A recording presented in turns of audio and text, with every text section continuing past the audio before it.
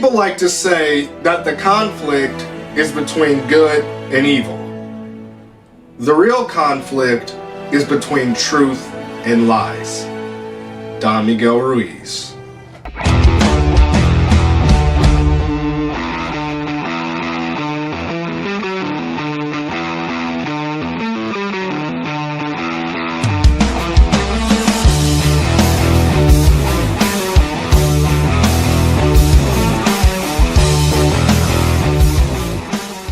Boy, talk about a TV show you shouldn't watch before bedtime. Criminal Minds. To say that this show is really good feels like an understatement. What interested me about Criminal Minds was the fact that people were using their brain. They really were using the idea of the psychological profile of the criminal to capture him. The show deals with the behavioral analysis unit of the FBI. The members of this team are called profilers. Now, what is profiling? It's quite simple actually, it's just noticing behavior. The modern furniture, the strategically placed magazines, the framed diplomas, the art on the wall are all in conflict with your family photos. You have 3 children, but you favor the middle one, your son. What do you think you're doing? Of course, you love all your children, but not like your son. That's enough. The bonsai you obsessively nurture is to compensate for feelings of failure as a mother. Agent Hotchner, I said that is enough. The idea of behavioral analysis of serial killers' minds is fascinating because there are a lot of famous and even non-famous serial killers, and you rarely understand why people do the horrific things that they do. Understanding them is an easier way of catching them. And not only that, it also makes you realize how human and broken they are. They're still psychopaths who deserve to rot away in 5-foot by 8-foot cells for the rest of their lives, but understanding who they are makes them less of a scary boogeyman and more of just a man, if that makes sense. And this show illustrates that beautifully. It shows how deeply traumatic experiences, especially during childhood, can have an even deeper impact in adult life. And that raises the question, are serial killers born or made? I'm not saying this. Say it.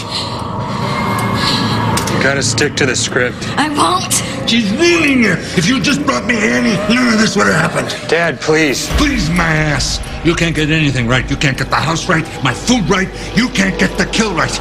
I'll show you how to kill. I'll show you how to kill. I'll show you how to kill.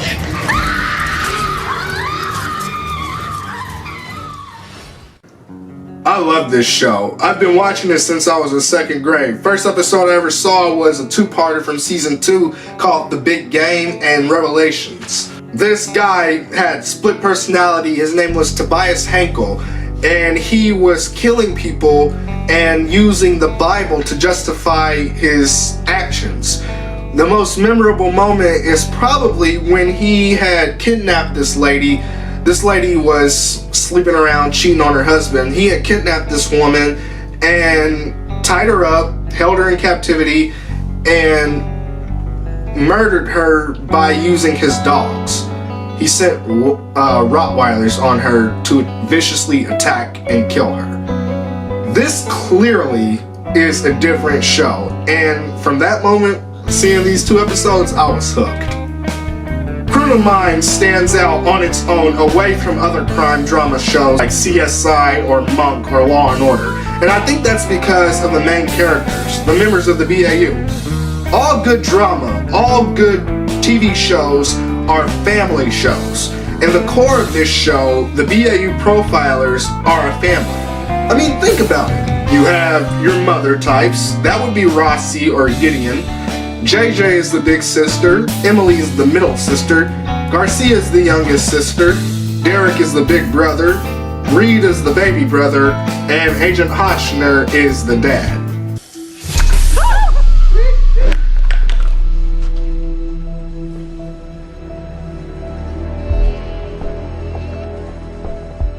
Physics magic? Yes, sir? Reed, we talked about this. I'm sorry, sir. Really starting to get some distance on those. seeing how the different members of Hotch's team who are beneath him look up to them and the way that they deal with him, I think that they see him as kind of the dad figure too. Don't stop it. Don't. What? What's the problem? Don't do that. Why not? Because there are 6 elevator-related deaths per year, not to mention 10,000 injuries that require hospitalization. Chill out. This sounds like pretty good odds to me. What are you scared? You're scared? I'm not You're scared. I don't want to be in an elevator with you, to be honest. This is what it really comes down to. Whoa. Okay. Hit the. Yeah. Push it! It's not a Push, pull. I'm doing it. Nothing's happening. Pry the door open. Just. Yeah. It's stuck, man. No, not today. No, not today. Hotch!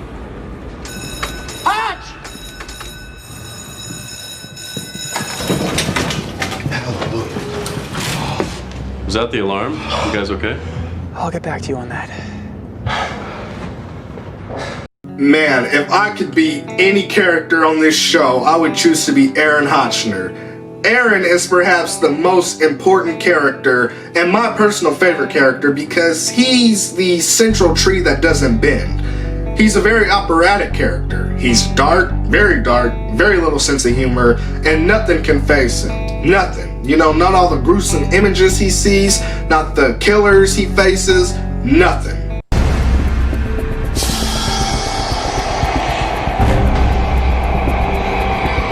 You should have made a deal.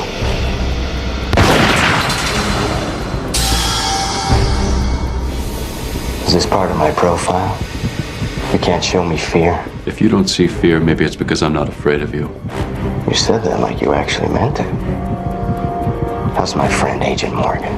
Are you here to kill me, or are you here to play games? I think Hotch not even reacting one fraction to the gunshot right next to his head is hands down one of the coolest moments on this show. I'm serious. You talk about savage, thug life, walking in like a boss type mentality. Agent Hotchner is the very definition of those terms. Dude is a badass. He's all these things and so much more. There's no way they're gonna execute me next week. Not after I killed 2 FBI agents. You saved my life by coming here. But unfortunately for you, I'm not a 5-foot-tall, 100-pound girl. All your life, you've gone after victims who couldn't fight back. And the rest of the time you spent looking over your shoulder. Worried about the knock on the door. Scared that somebody like me would be on the other side waiting to put you away. At your core, you're a coward. I like this guy. I like him a lot. So much so that when the producers wrote him out of the show, I kind of fell out of it. In my mind at the time, Agent Hotchner was Criminal Minds. There was no Criminal Minds without Agent Hotchner. And without him, the show just didn't feel the same. But, you know, going back and actually watching things from beginning to end all the way, I realized that that wasn't the case. Hotch is cool. He's still my favorite character. And the show still didn't feel the same without him. However, Aaron does not make this show. Every character makes this show. Because, again, it's a family. That's why when one of these characters leave the show, it's heartbreaking. I can't tell you how many tears I shed when Shamar Moore's character Derek Morgan was leaving the show saying his goodbyes. I enjoy how Criminal Minds shares focus between different cast members. One of my favorite episodes, Profiler Profile, focused on Derek Morgan and his past. Shamar Moore's talent was allowed to explode in this episode. This episode is not to be missed, whether you watch Criminal Minds all the time or just choosing one randomly to try out. We're taking in deep into Derek's private life and his secrets, and it's really nice to see Morgan beyond his smart, cool, smooth-talking, tough guy persona. Because this guy has got scars, deep scars. One by one, they're gonna pile up until there's so many accusations, you can't say that they're all lying. Do you have any idea how many kids I've helped get out of this neighborhood? How many lives I've provided? Look at you. You'd probably be dead by now. Yeah, well, it wasn't for free, was it? I pulled you out of the gutter. I pulled myself out of the gutter, all the way to the FBI. I did that! You saying I had nothing to do with making you who you are? No, Carl. Actually, I'm saying you have everything to do with making me who I am. Because of you, I'm somebody who gets to spend the rest of his life making sure guys like you go down. This is a really good episode from start to finish. Like I said, it shouldn't be missed. But that particular scene with Derek confronting the man who molested him when he was a child is so powerful. What I took away from it was that you can't judge a book by its cover. And I know that's a saying that we've all heard, but this particular episode of Criminal Minds really pushes that. Derek's character is the jock type cool guy. We all know how Derek is. One last favor. Look up the words sexy and brilliant in that computer of yours and tell me what you come up with. Look at that. It's me. You are a goddess, woman. Ciao. It was a work call. It's hard to think that a guy like that would have a painful memory like that. And then look at Carl Buford, the man who molested him. He was held up as a shining example of justice, a pillar in the neighborhood, you know? If something bad happened, like a murder or something, he'd be the last person you'd suspect. That to me sounds like John Wayne Gacy, the killer clown. That describes him perfectly. The level of realism in this series is captivating to say the least. The plots of Criminal Minds are almost always fast-paced and interesting, and the acting is seamless and real from each major character to another. And I think that's why the show ran for 15 years. It's captivating and addictive.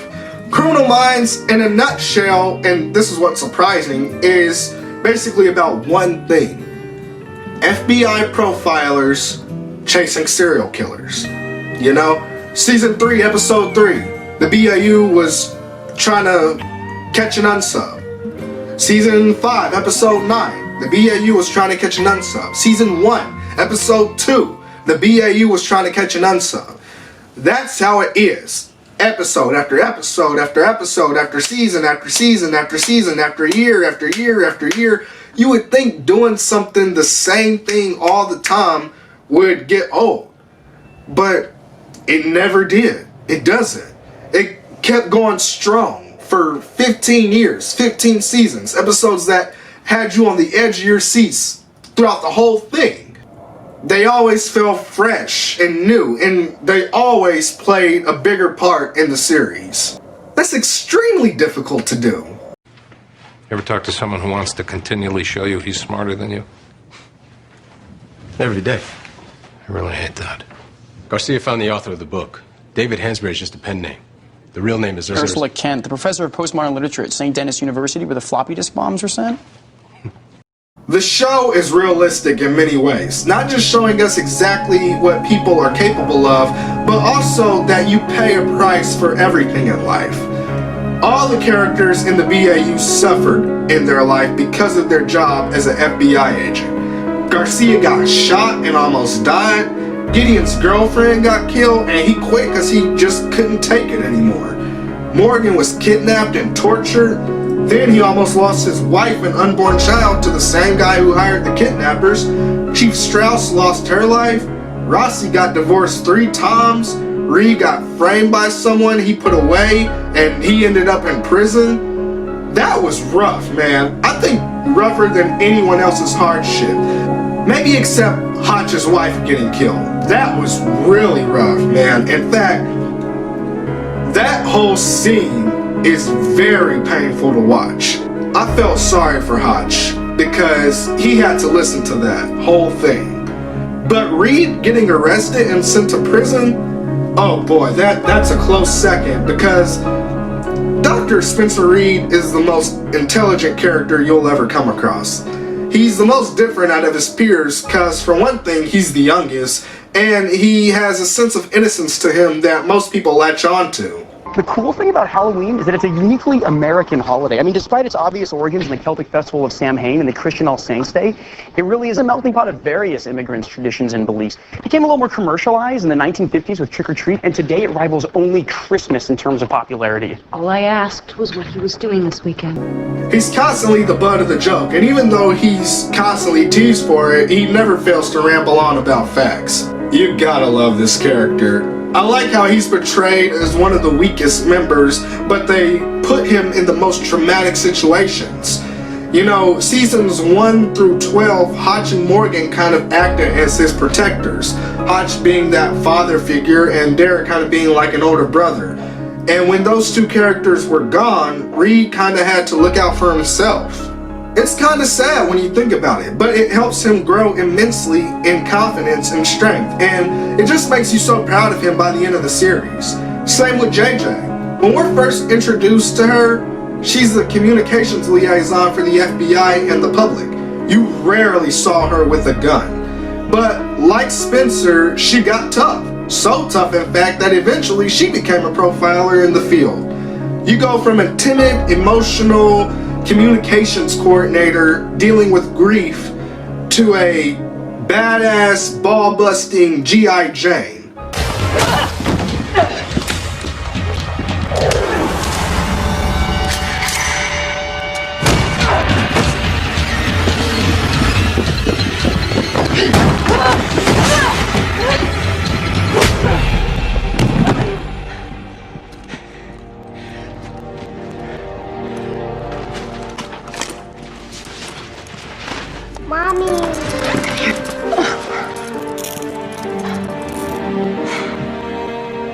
If that isn't real character development, I don't know what is.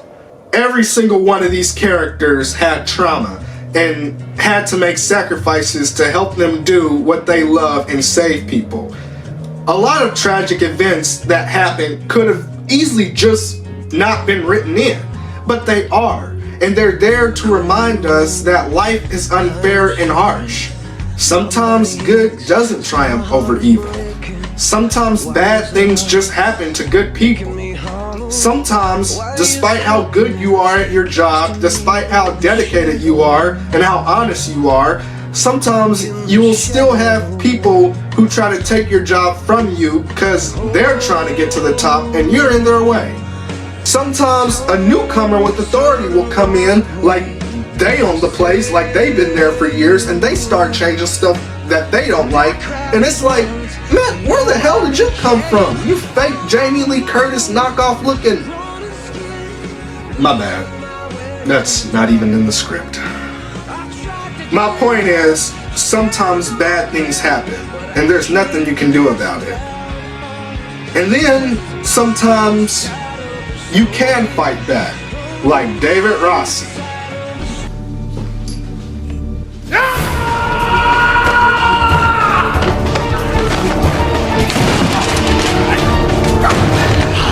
You waited until I turned my back, didn't you, Henry? Just like you did with those women. Don't give me a reason to hurt you. Oh, and one more thing. I'm gonna be there when they strap you down for that lethal injection.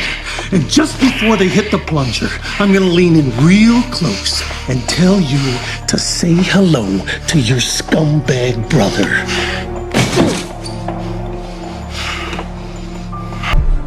Every member of the BAU is awesome, but none of them are equal to David Rossi. I'd have to say, other than Hotch and Gideon, Rossi is my favorite character.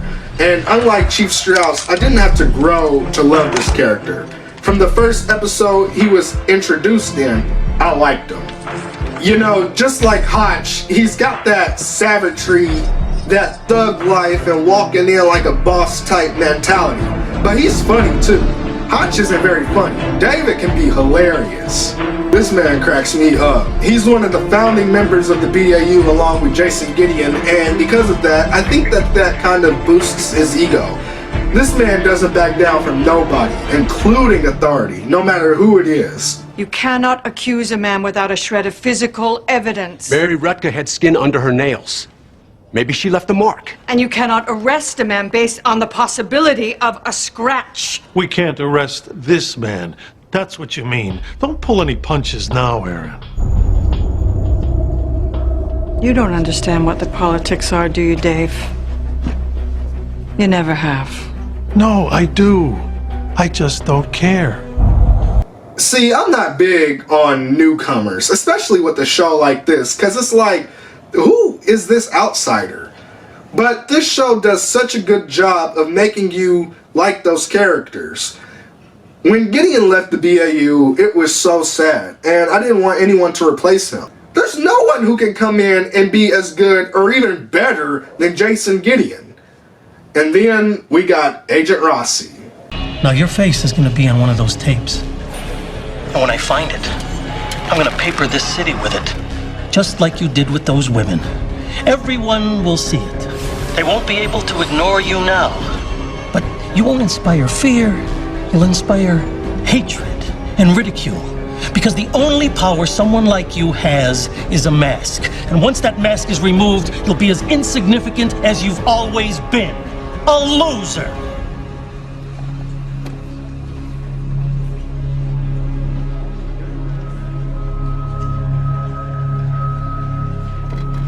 Yeah, this clearly was not a replacement of Gideon.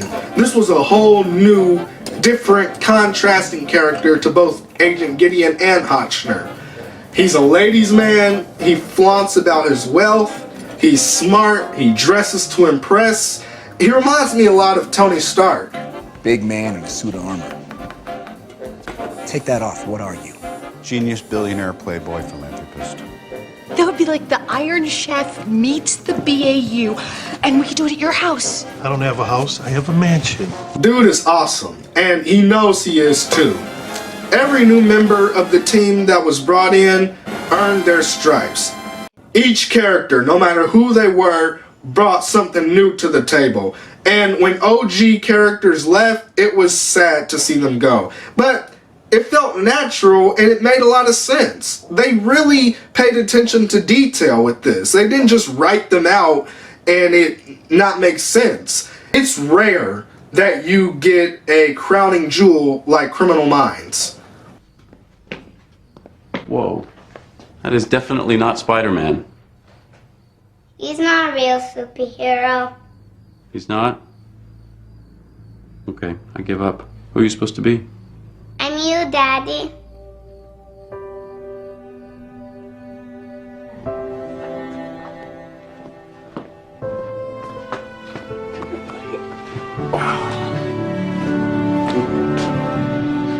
Let's go get some candy.